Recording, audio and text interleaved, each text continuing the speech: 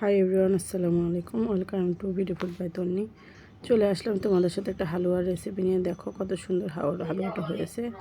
এটা ঘি দিয়ে দিলাম। আমি ঘিয়ের ভিতরেই হালুয়াটা রান্না করব।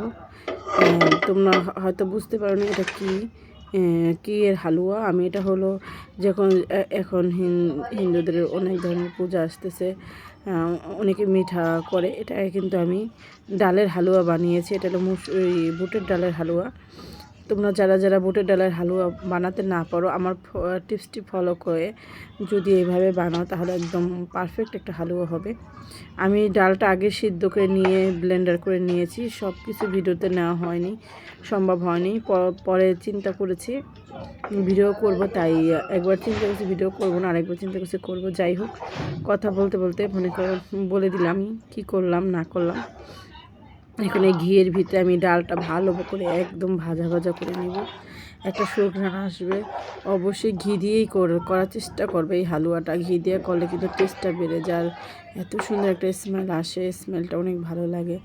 আমার কাছে তো অনেক ভালো লাগে। আমার ঘরে কিন্তু সবাই খায় এই হালুয়াটা, বুটের হালুয়াটা। আমরা সবাই বেড়াতে করি, বিশেষ করে এই হালুয়াটা, মজার এই হালুয়াটা একবার খেলে বারবার খেতে ইচ্ছা করে এই হালুয়াটা। আমার ঘরে কিন্তু আমি সবেবরাত ছাড়াও করি। তারপর যারা আছো, যারা হিন্দু অবলম্বী আছো, তারা কিন্তু এইরকম হালুয়া বানাও তোমাদের ভোগের জন্য। যে কোনো কিছু সবার জন্যই আমার এই রেসিপিটা। যারা না পারো এইভাবে বুটের হালুয়া বানাতে, তাদের জন্যই। আর এখন আমি চিনিটা দিয়ে দিলাম। যখন আমার ডালটা তেলের উপরে ভাজা ভাজা হবে তখন আমি কিন্তু চিনিটা দিয়েছি। আর চাইলে তোমরা এটা কিন্তু সয়াবিন তেল দিয়েও করতে পারো, কিন্তু ঘি দিয়ে করলে কি হয়, ঘ্রাণটা সুন্দর আসে, ভালো লাগে খেতে, টেক্সচারটা অন্যরকম আসে। এই কারণে আমি ঘি দিয়ে করেছি। আমার একবার চিনির ছিল, আমি হালুয়ার রেসিপিটা দিব না, তাও চিন্তা করলাম যেহেতু ভিডিওটা আছে তাহলে দিয়েই দিই। আর মিষ্টি জিনিস খেতে কার না ভালো লাগে, আমার তো অনেক পছন্দ। বিশেষ করে এই বুটের হালুয়া রুটি দিয়ে সেই লাগে খেতে। দেখো কত সুন্দর একদম ভাজা ভাজা হয়ে আসছে। আমার কিন্তু বেশি সময় লাগেনি। আর এটা কিন্তু লাড়ার উপরে রাখতে হবে। যদি তুমি লাড়া থেকে বন্ধ করে দাও হয়তো নিচ থেকে পড়ে যেতে পারে।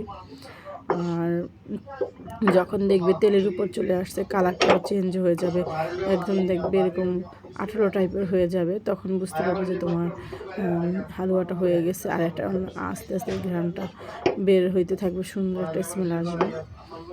দেখো কত সুন্দর হয়েছে দেখতে, যেমন লোভনীয় হয়েছে দেখতে, তেমন খেতেও ওরকম দারুণই হয়েছে। আর আমার কথার মাঝে যদি কোনো ভুল ত্রুটি হয়ে থাকে অবশ্যই ক্ষমা দৃষ্টিতে দেখবে। তোমাদের সাথে কথা বলতে বলতে হালুয়াটা কিন্তু আমার রেডি একদম। দেখো একদম কিন্তু তেলের উপর চলে আসছে। এইরকম যখন হবে তখন বুঝতে পারবো যে হয়ে গেছে। তোমরা চাইলে আরও শক্ত করতে পারবে। আমার তো একদম রেডি। এখন আমি এটাকে সাজিয়ে নিলাম। দেখো বাদাম, কিশমিশ এগুলো সব কিছু কেটে রেখে দিয়েছিলাম, সাজিয়ে নিলাম। সবাই ভালো থাকবে, সুস্থ থাকবে। আসসালামু আলাইকুম, আল্লাহ হাফেজ।